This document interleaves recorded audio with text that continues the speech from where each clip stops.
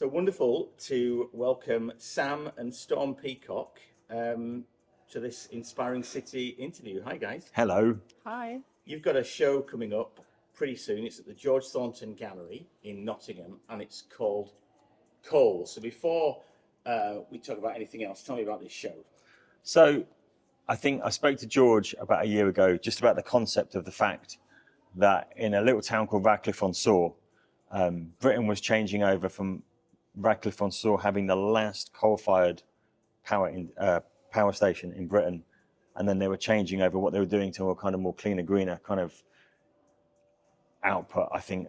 So it was just something that I really wanted to discuss, being a landscape painter, I wanted to discuss through the mode of painting, I guess, but wanted to bring Storm in as, I think for sound, for the more industrial sound, and really wanted to kind of build a solo show that that incorporated not only the visuals, but, like we used to go to, like to have the more kind of epic soundscape as well as the kind of visual artscape. So it all started from this idea, but it's kind of morphed, and now we're at this point now, aren't we? So.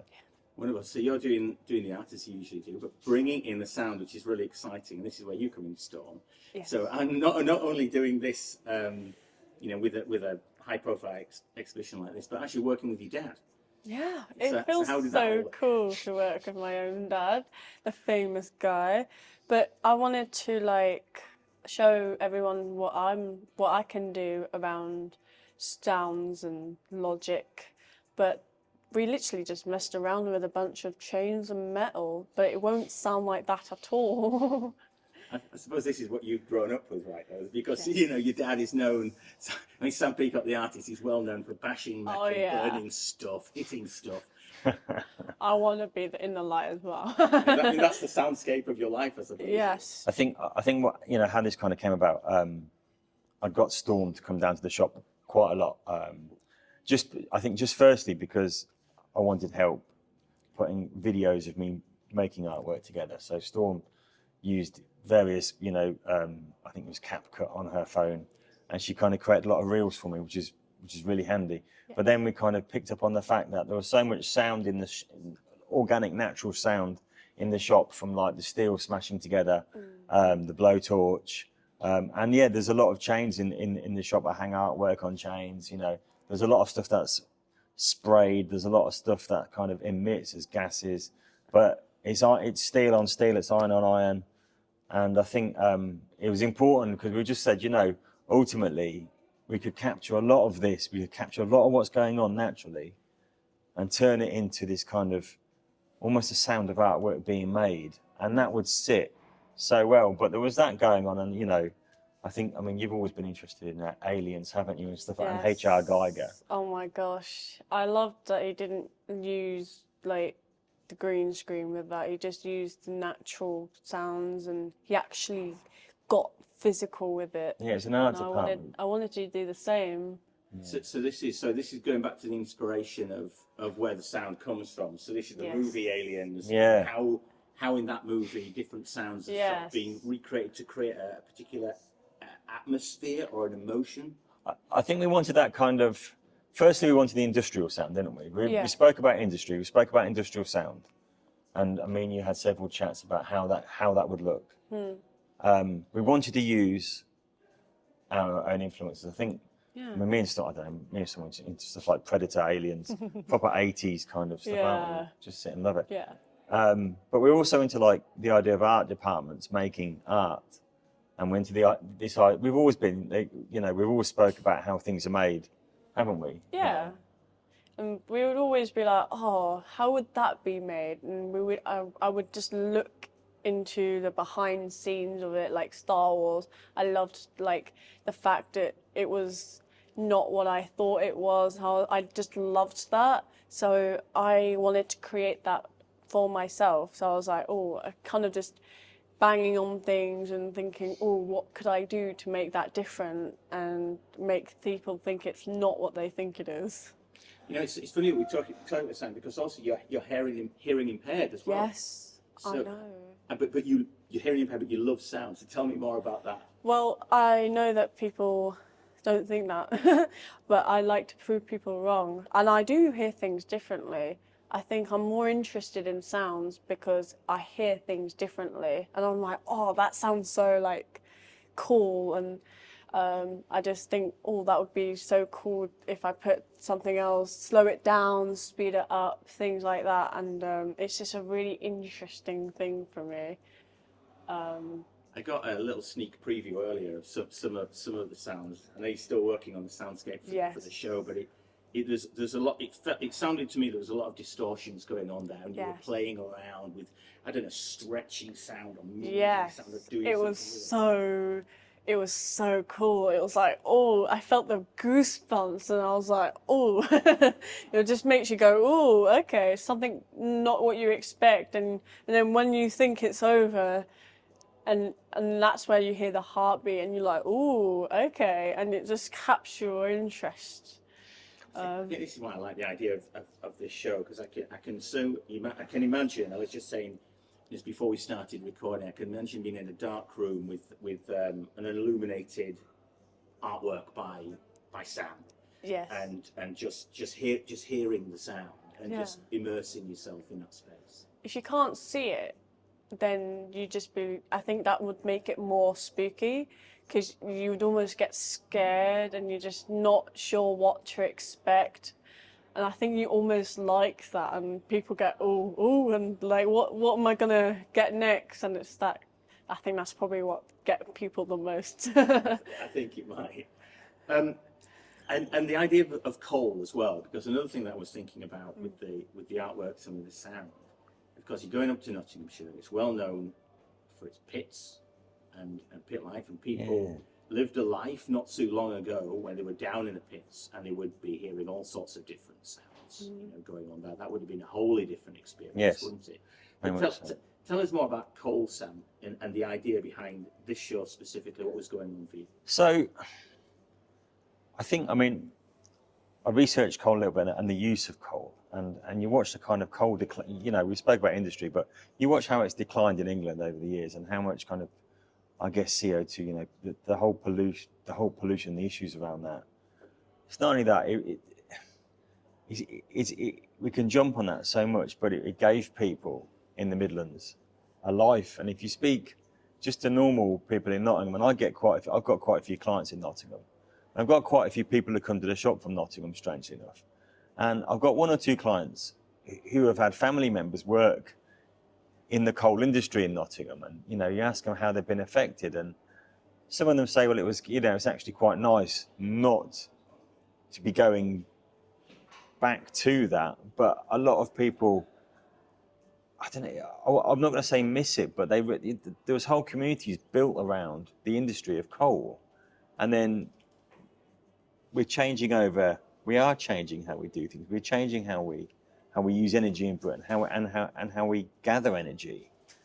I don't know. I mean, it is hard to comment as an artist, because I'm no expert. I'm a visual artist, but you do try and comment on that changeover. You know, I think all coal on the planet, I think it was all created in a certain space of time. It's not a consistent creation of coal. It was all created in X amount of years, and after that there's no more coal created. So it's a finite resource that we've got. And I don't know, I think there's so much story around just a small little town like Radcliffe and Soar. And whenever we go to George Thornton, we pass it all the time. We pass the coal towers all the time, and it's just this kind of, it's like a gouge on the landscape. And as you approach you come off the motorway and you go towards Nottingham city centre, it's on the left. I can't remember the A road that it's off, but it's such a gouge on the whole landscape, and you can't not talk about them sort of things. I think art has to become British centric. There's that kind of elements there where there's so much going on in Britain, landscape wise, that we don't discuss. And maybe as visual artists, we need to discuss things more. And what's his? So you mentioned Radcliffe on Soar. Yeah. Very specifically. tell me more about that particular area and why focusing there again. It What's was the background there? so it was just like I said, it was the final coal-fired power station in England, and it was the town that surrounded it. It's the town where I guess most people work there.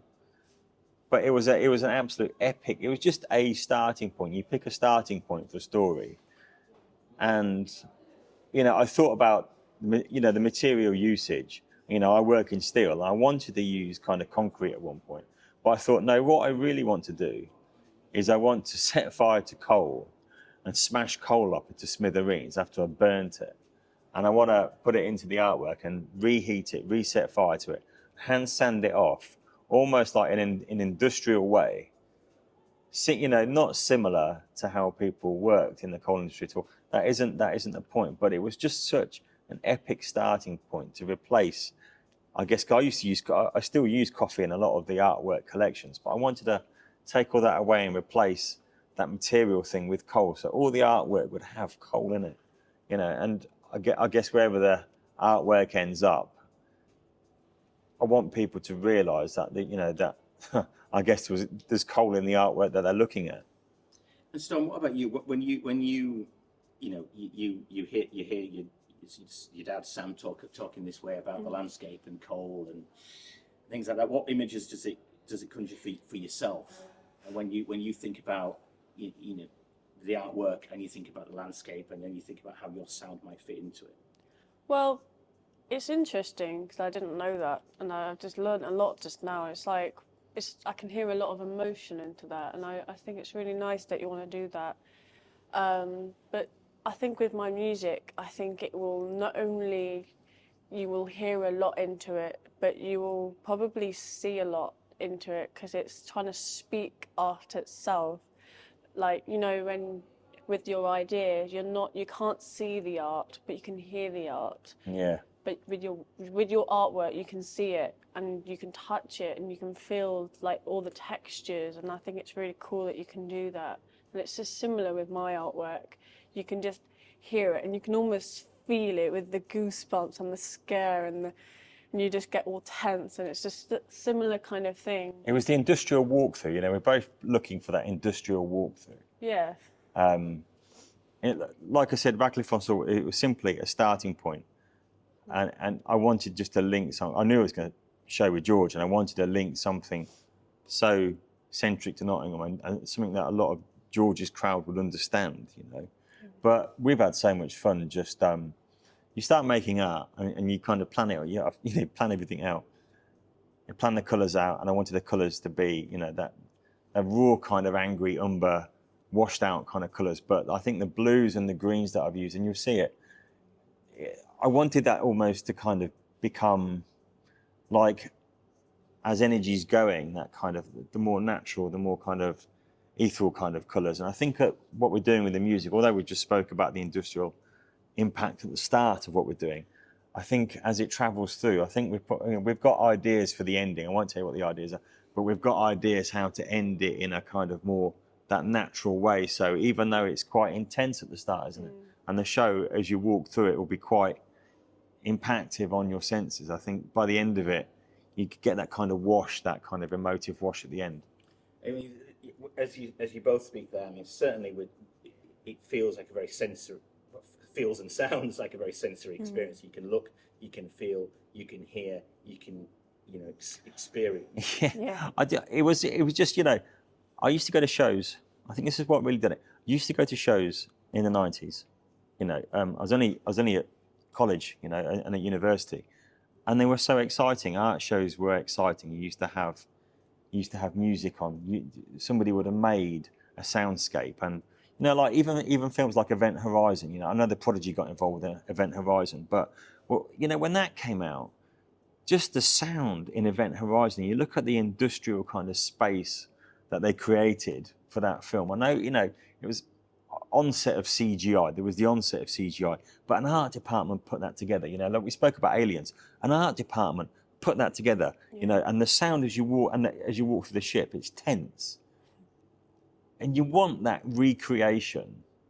You want to go somewhere. I want people to go somewhere to an art show, where they're not just picking up a glass of champagne, quick look at the art, speak to their friends. Because unfortunately, a lot of it is that, you know, I want people to go, and I'd rather people come out of there saying, do you know what, that's not for me, I didn't like that at all. I'd rather have that reaction than no reaction at all. Right? I'd rather have a complete no reaction to this kind of, oh, I've just absorbed it, it's fine, and move on and carry on with their day. I want them to be, I want people to see it, I want people to feel it, and I just want people to enjoy it, you know. Even if people do go through and they think, you know, the music's epic, which they will think the music's epic, you know, the visuals are epic, but it's just, I want that back. There's kind of that, it's almost nostalgic, isn't it? You want that kind of thing to come back where I really enjoyed that, you know, and we all really enjoyed that, you know. When we first got into art, when you first got into music, there's so much, there were so many things that you thought, this is amazing. This is what I actually got into this for. I got into artwork to make a show like this. This is why I got into this whole thing in the first place. This is a common, it's been, you know, it's been 10 years since I did Fractured with Eleni Duke at the Curious Duke. It's been 10 years since that.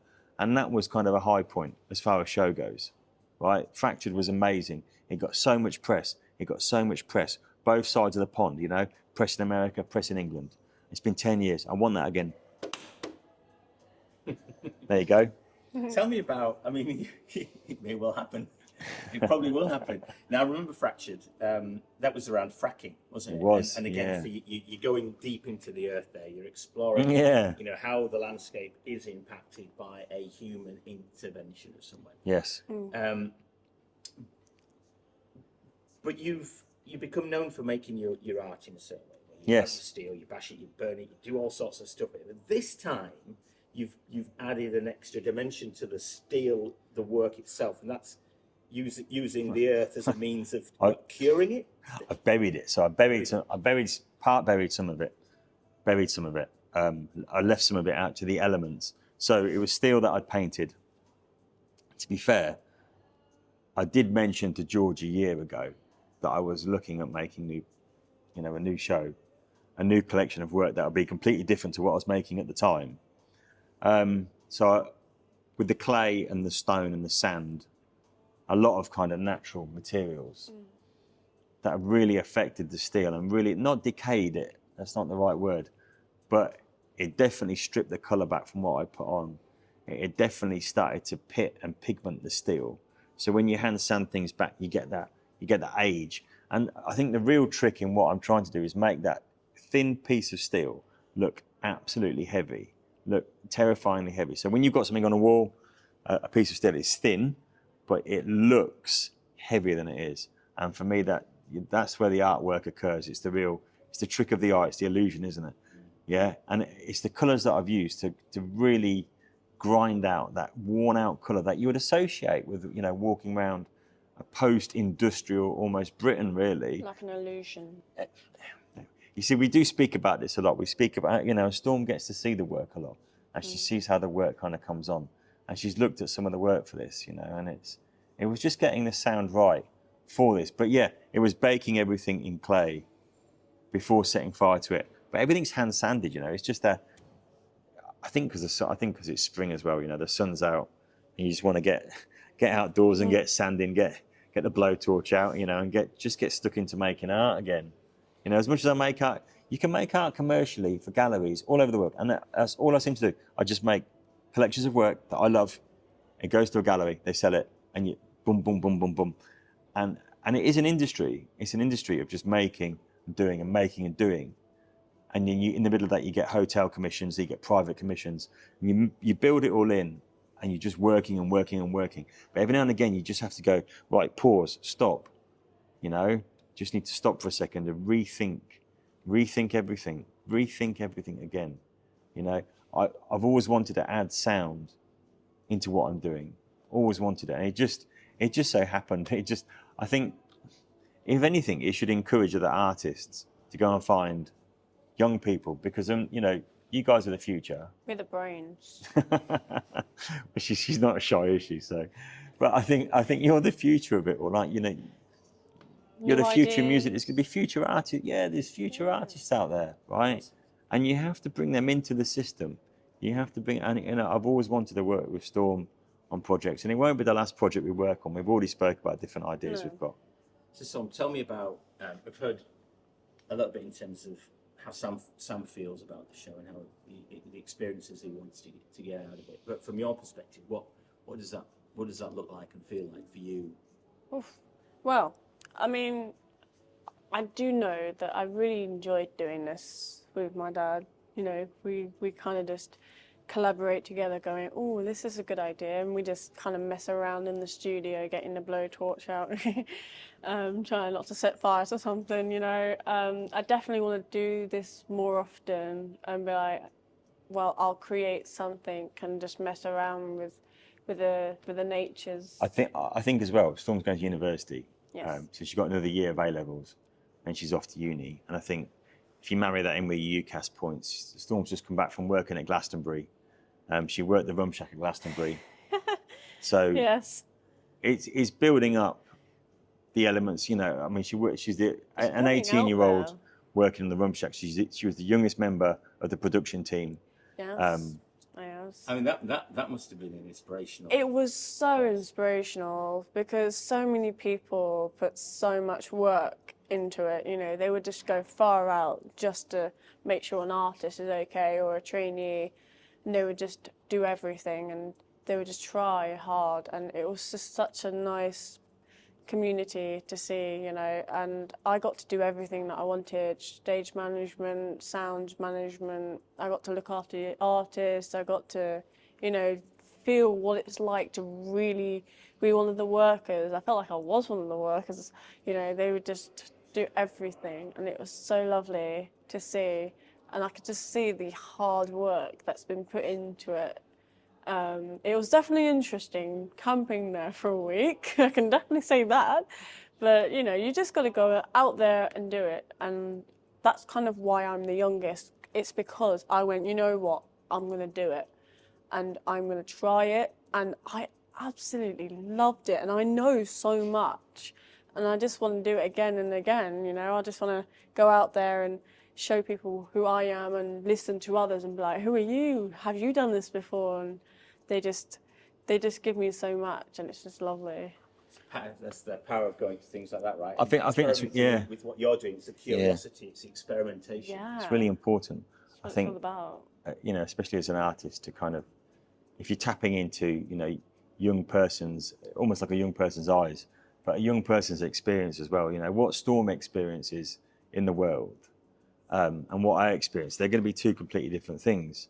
I think what Storm experiences visually and auditory are going to be different to me, and it's really, I don't know, it was really important to say, well, I think she has picked up so much from her A-level course in sound and music, and I wouldn't even know where to start creating audio. I know you could you know, manually create, but composing, and this is essentially what we've done here. What, it's not me. Essentially, what Storm has done is I've given her bits, but not even the tools. She's brought the tools along herself, and she's created, you know, the composition for this. But it's on her eyes, it's on her ears. It's not on me. You know, I to be fair, I've not had to really oversee much of it. I've given you bits, and you just run with it, haven't you?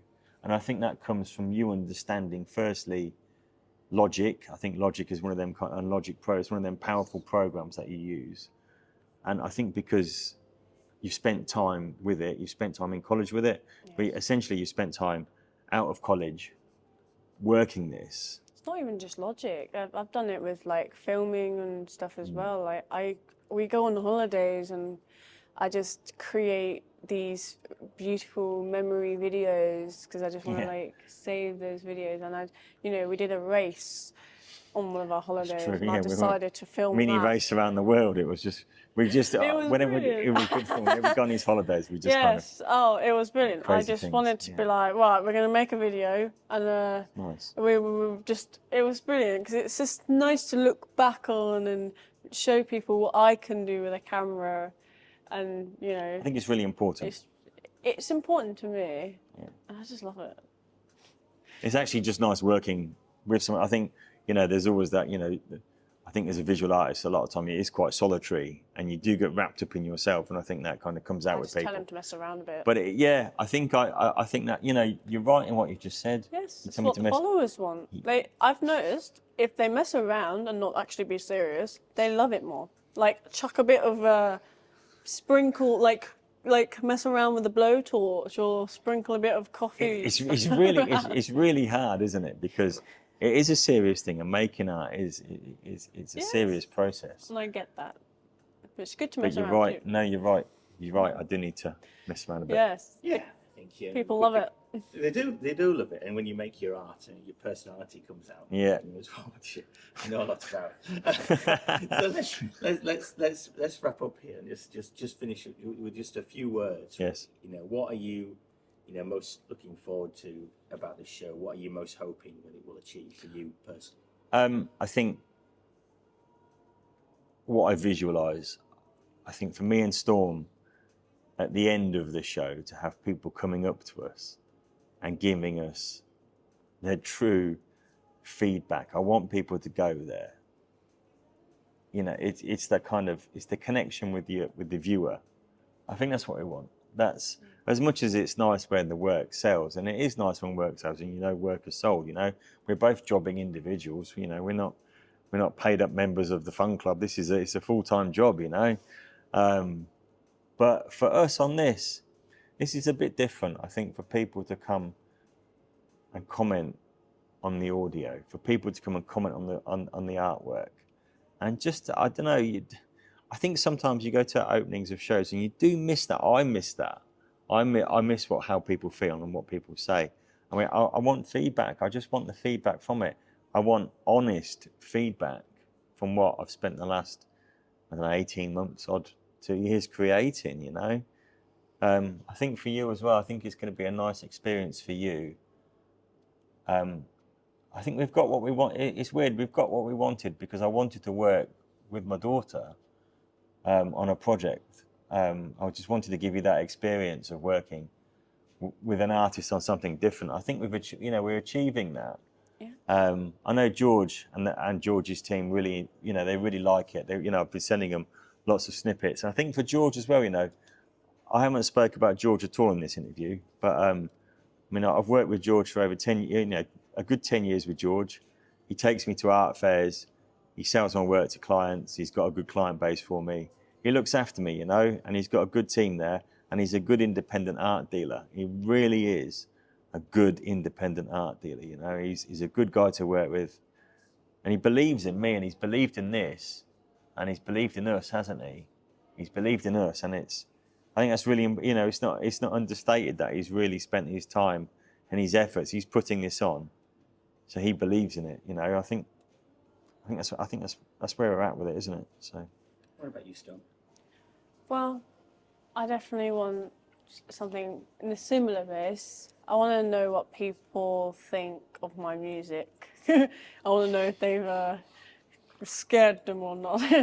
But I want to be like, what do you think it is? And get them to really think what it could be. And I'll be like, no, it's a blowtorch, it's water, it's not what you think it is. And I just see their face, It's the They'll art of just illusion. be like, what? That's what I want. I want to shock people. It's the art of illusion, isn't it? I think it's like with the artwork. It's illusion. It's illusion all the way. It's creating. It's the feeling. You're feeling the art. You're hearing the art. Yeah. Where you're showing the art, I'm actually getting them to hear the art in a way. It's I'm important. getting them to feel it in a different way, if you know what I mean. By scaring them. Well, Sam Peacock, thank you very much. Thank you, for mate. having us.